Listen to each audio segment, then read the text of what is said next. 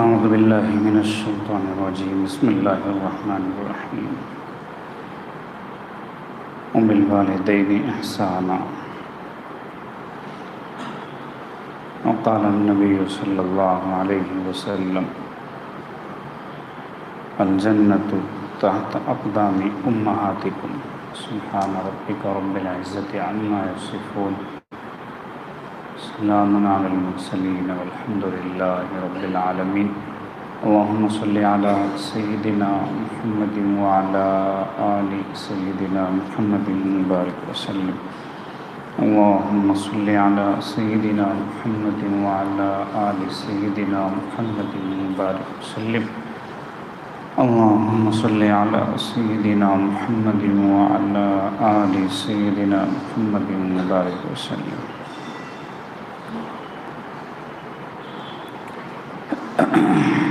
مثالی بیٹا کے مضمون پر بات چل رہی ہے۔ باپ کا تذکرہ ہوا، اب ماں کے بارے میں بیان فرما رہے ہیں۔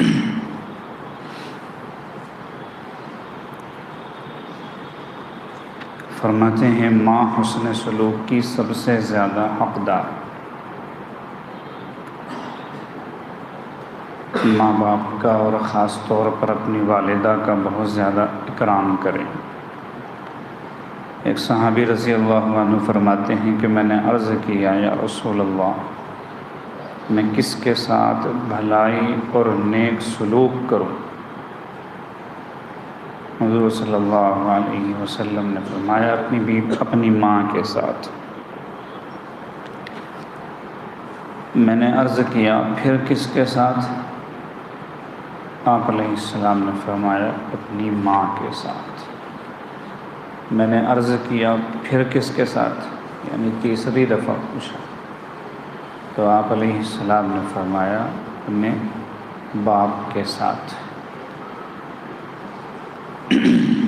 تیسری مرتبہ بھی ماں کے ساتھ فرمایا، چوتھی مرتبہ جب پوچھا تو باپ کے ساتھ۔ تو پتہ چلا کہ والدہ حسن سلوک کی باپ کے مقابلے میں زیادہ مستحق ہوا کرتی ہے۔ اس کو حضرات علماء کرام نے یوں فرمایا، باپ کا حق عظمت زیادہ ہے۔ عظمت کا مطلب اس کو بڑا سمجھا جائے، اس کا ادب کیا جائے، اس کی بات مانی جائے وغیرہ۔ یہ حق عظمت یہ باپ کا زیادہ ہے۔ باپ کے آگے اونچے بول بولنا، آنکھیں دکھانا، پلٹ کر جواب دینا، بات نہ ماننا، اپنی بات کو ہی وزندار بنانے کی کوشش کرنا اور اپنی منوانے کے چکر میں رہنا وغیرہ، یہ سب حق عظمت کے خلاف چیزیں، یہ نہیں ہونا چاہیے۔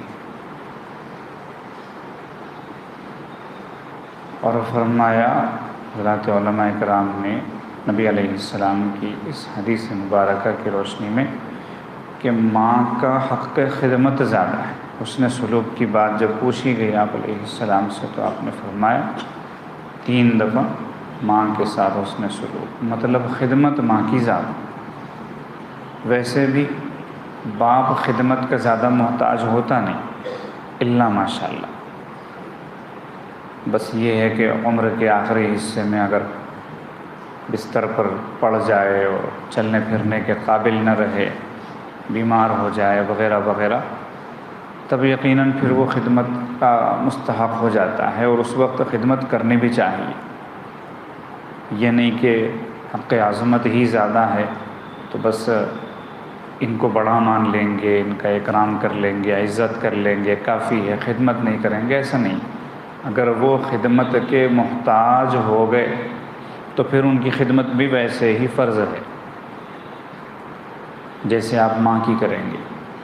البتہ عمومی حالات کے اعتبار سے زندگی کے تمام مرحلوں میں خدمت ماں کی زیادہ کی جائے گی، کیونکہ وہ اگر بوڑھی نہ بھی ہو، بڑھاپے کی عمر کو نہ بھی پہنچے، بیمار نہ بھی ہو تب بھی عورت ذات ہونے کے اعتبار سے مرد کی جانب سے سپورٹ کی زیادہ محتاج ہوتی ہے. ہر عورت مرد کی جانب سے سپورٹ کی زیادہ محتاج ہوتی ہے، بھلے زمانہ کتنا ہی اپنے اعتبار سے آگے کیوں نہ بڑھ جائے، اور عورت کو مرد کے شانہ بشانہ لا کر چاہے یہ جتنا کھڑا کر دیں بلکہ آگے بڑھا دیں اور کہیں کہ عورت مردوں پر حاوی ہو سکتی ہے، حاکم بن سکتی ہے وغیرہ وغیرہ، لیکن زندگی میں کئی مرحلے ایسے آتے ہیں کہ عورت مرد کی محتاج ہوتی ہے، اس کی مدد کی، اس کے سپورٹ کی، اس کے تعاون کی. وہ نہ ہو تو بس وہ پھر درندوں کے حوالے ہو جائے، موت کے گھاٹ اتر جائے اور بھرے بازار میں بے یار و مددگار ہو جائے، پوری زندگی کی اس کی عفت و عصمت داؤ پر لگ جائے. مرد نہ ہو تو یہ نقصان اس کو ہوتا ہے، اور اس وقت میں وہ پھر ہرگز بھی اپنا خود دفاع نہیں کر سکتی.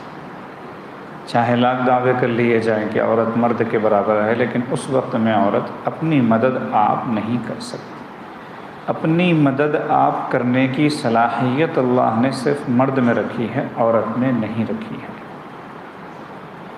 مرد کے تابع عورت کو جو شریعت نے کیا ہے اس میں راز یہی ہے کہ مرد اپنی جگہ پر اپنے پیروں پر کھڑا ہوا ہوتا ہے، جبکہ عورت ایسی نہیں ہوتی ہے.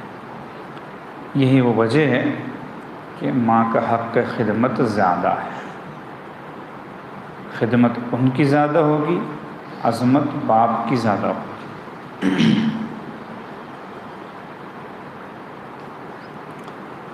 فرماتے ہیں اگر کوئی نوجوان دیکھے کہ اس کے ماں باپ غلام ہیں، تو ایسی بات پیش آ گئی کہ ماں باپ غلام بن گئے، کسی کے ہاتھوں بک گئے، اب وہ ان کو خریدا اور خرید کے آزاد کر دیا،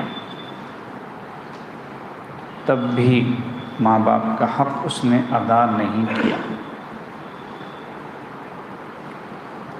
جبکہ غلام کو خرید کر آزاد کرنا بہت بڑی فضیلت رکھتا ہے. یہ عمل بہت بڑی فضیلت. غلام کو خرید کر آزاد کرنے والے کے لیے بخشش اور مغفرت کا وعدہ ہے، اگلے پچھلے گناہوں کے معاف ہونے کی بشارت ہے. لیکن اگر والدین غلام ہیں، ان کو آزاد کیا تو شریعت کہتی ہے تم نے ماں باپ کی عظمت خدمت کا حق ادا نہیں کیا. ابھی بھی تم ان کے سامنے سر اٹھا کے نہیں کھڑا ہو سکتے کہ تم لوگ غلام تھے، میں نے تمہیں آزاد کروایا، نہیں کہہ سکتے.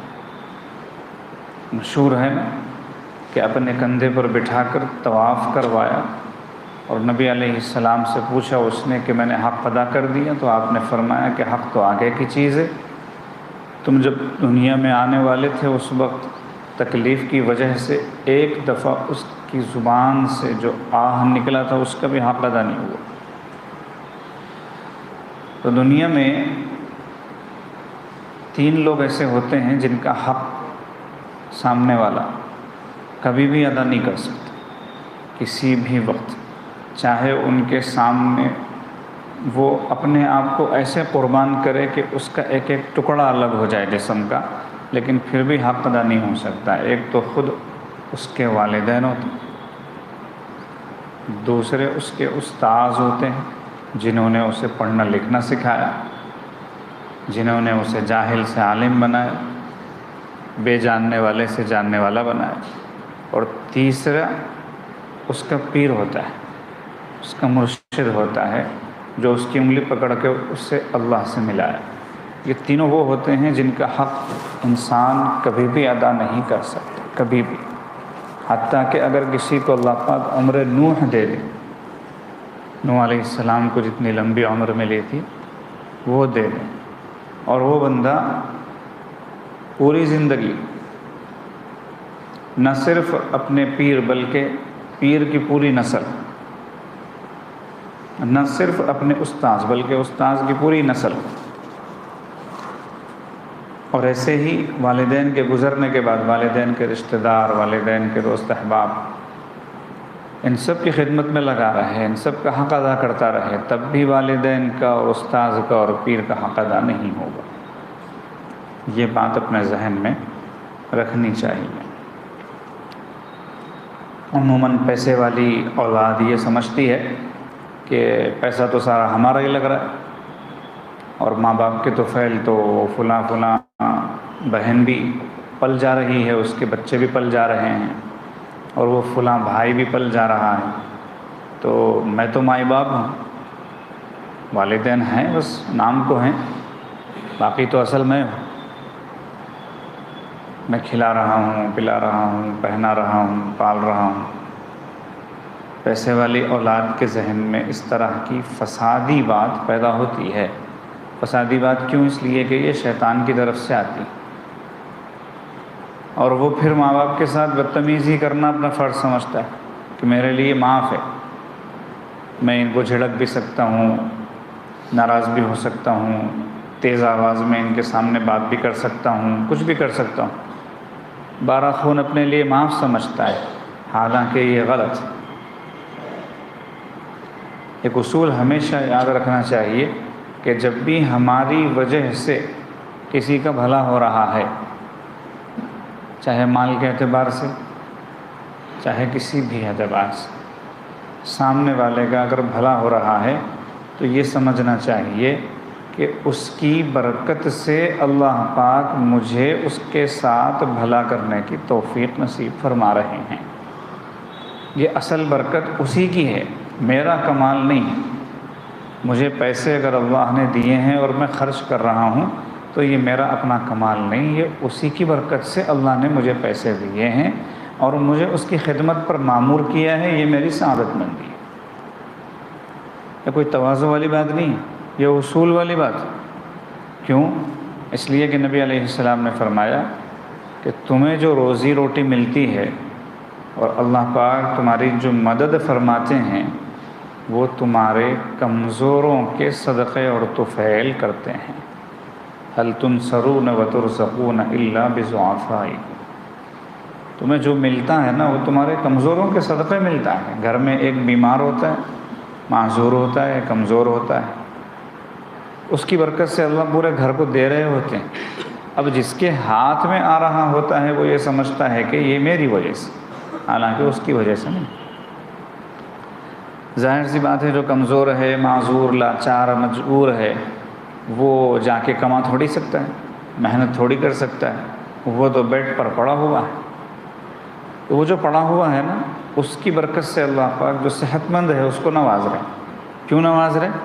کہ اب تو اپنا یہ مال اس پر خرچ کر، تو اسی کا سمجھ کر خرچ کرنا چاہیے۔ لوگ بوڑھے ماں باپ کو احسان سمجھ کر دیتے ہیں، نہیں، یہ سمجھ کر دو کہ بوڑھے ماں باپ کی برکت سے ہی مل رہا ہے، یہ چلے جائیں گے تو میرے لالے پڑ جائیں گے۔ چنانچہ کتنی اولادیں ہوتی ہیں جو ماں باپ کے جانے کے بعد فقیر ہو جاتی ہیں، جب تک وہ زندہ رہتے ہیں ٹھیک رہتی ہے، جب وہ چلے جاتے ہیں دنیا سے تو ان کی گویا یوں سمجھیے کہ جان نکل جاتی ہے، پھر ان کے لیے 2 وقت کی روٹی مشکل ہو جاتی ہے۔ اسی لیے ہمیشہ اپنے بڑے بوڑھوں کو، کمزوروں کو، مجبوروں کو اپنا احسان مند سمجھنا چاہیے کہ مجھ پر وہ لوگ احسان کر رہے ہیں، ہمارے اندر احسان شناسی ہو ان کے تعلق سے۔ یہ نہیں کہ ان کو جھڑکا جائے، ان کے ساتھ گالی گلوچ کی جائے، ان کے ساتھ سختی کا معاملہ کیا جائے، ان کو اٹھتے بیٹھتے تانے دیے جائیں، طنز دیے جائیں کہ کون پوچھے گا، اگر میں نہیں پوچھوں گا تو مصیبت آئی ہوئی ہے میرے سر پہ، کرنا ہی پڑے گا، وغیرہ وغیرہ۔ اس سے سامنے والے کا دل ٹوٹتا ہے، اور جو بندہ مجبور ہوتا نا اس کا دل اگر ٹوٹے گا اور آہ نکلے گی تو پھر اس آہ کے لیے کوئی اسٹاپ نہیں ہوتا درمیان میں، وہ سیدھے اللہ کے ہاں جاتی ہے، سیدھے اللہ کے ہاں۔ ایک آدمی اگر پریشان ہو، لاچار ہو، اس کو آپ احساس دلائیں کہ تو ایسا ہے، تو وہ بیچارہ ایسا ٹوٹتا ہے نا، دنیا میں کوئی چیز اتنے برے طریقے سے نہیں ٹوٹتی، حتیٰ کہ پلین کریش بھی اتنے